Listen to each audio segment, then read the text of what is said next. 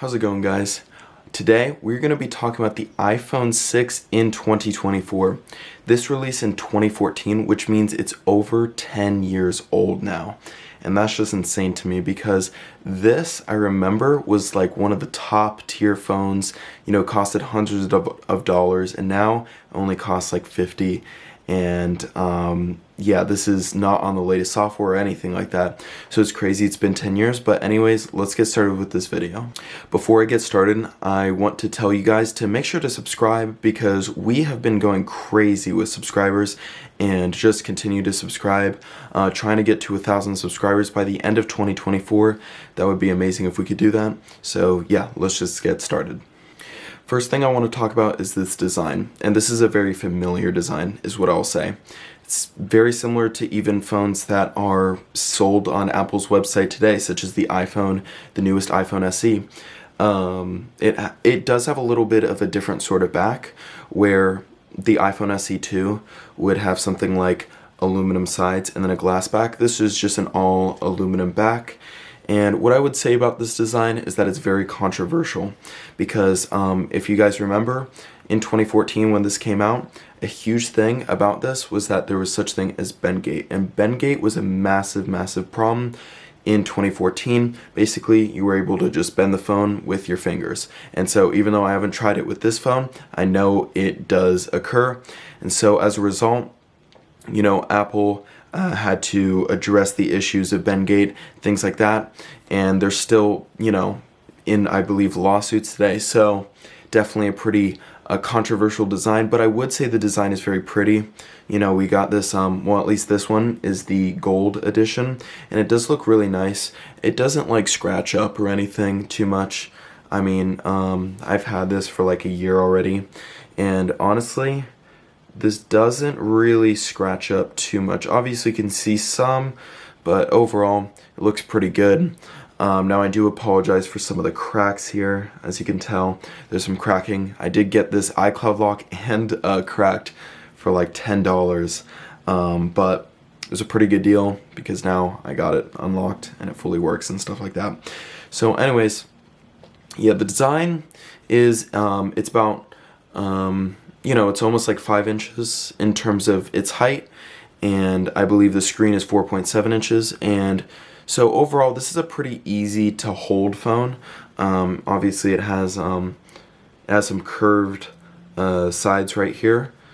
You can kind of see. You can also see the antenna bands right there, and you can see the 8 megapixel camera right here, as well as an LED flash along with the Apple logo.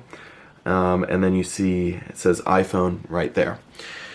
So then you have the volume rockers on the side, and you also got that mute switch that is not on the new phones, which is nice to have. You have the classic lightning connector, and also was removed in the iPhone 7 is the headphone jack right there. So I would say the design is pretty nice. Yeah, I mean, even though it does have the bendgate problem, I would say even today it does look really good. Now let's talk about the screen. You can see this screen right here. It's a 4.7 inch screen, and it's just over 720p. It's 750 by 1334. As you can see, it's a pretty bright screen. Actually, I can show you the full brightness. It does get very, very bright.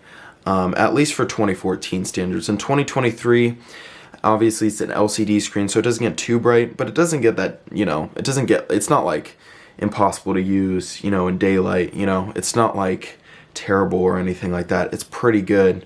Probably gets up to about 500-600 nits, and honestly, that's okay, especially for indoor usage, and it's gonna be okay, for outdoors, not always in like full brightness, but in some shaded spots especially, it'll be totally fine. So the screen, you can't see any pixels or anything like that. I don't know if you could see right here. Let me see if you could see. If you zoom all the way in, no pixels you can really see from your eye. Yeah. So overall the screen is pretty crisp. Not as crisp as something like the newest iPhone 15 Pro Max, whatever, but it is still pretty pretty good, pretty bright, you know. And overall, I don't have too many complaints. Obviously, the bezels at the top and the bottom are to be expected, but for the price, the screen is not what's making this not worth it. A little bit of a spoiler alert, but yeah. So now let's talk about some of the features that we have. So one of the most notable features is this Touch ID, which is pretty, you know, known to most Apple users as something that was replaced by Face ID, and I will definitely say that both are pretty great.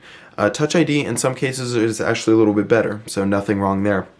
So yeah, and then obviously the mute switch, like I said, and so yeah. Now let's talk about the cameras.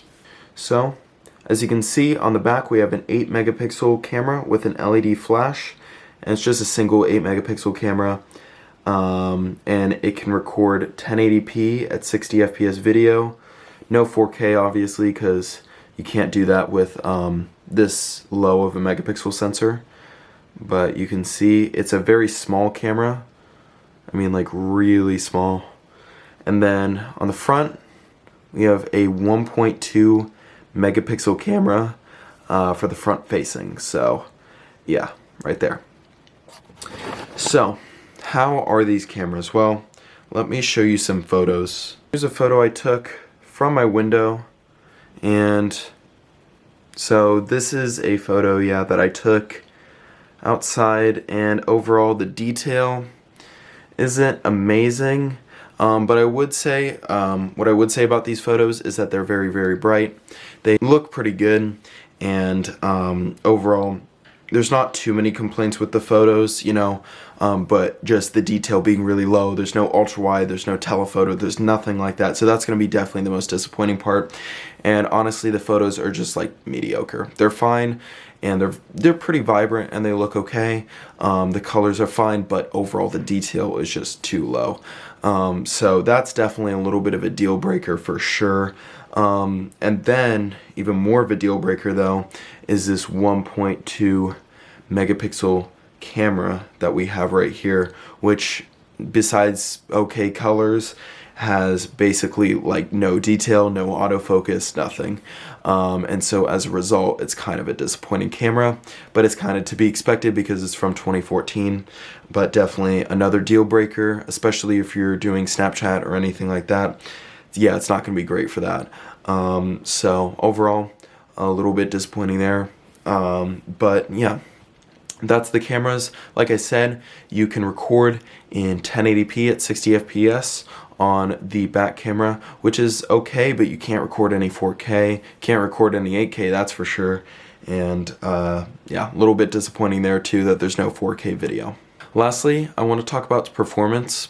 This has the Apple A8 chip with 1 GB of RAM, which in today's standards means not good. And as a result, the software is pretty old.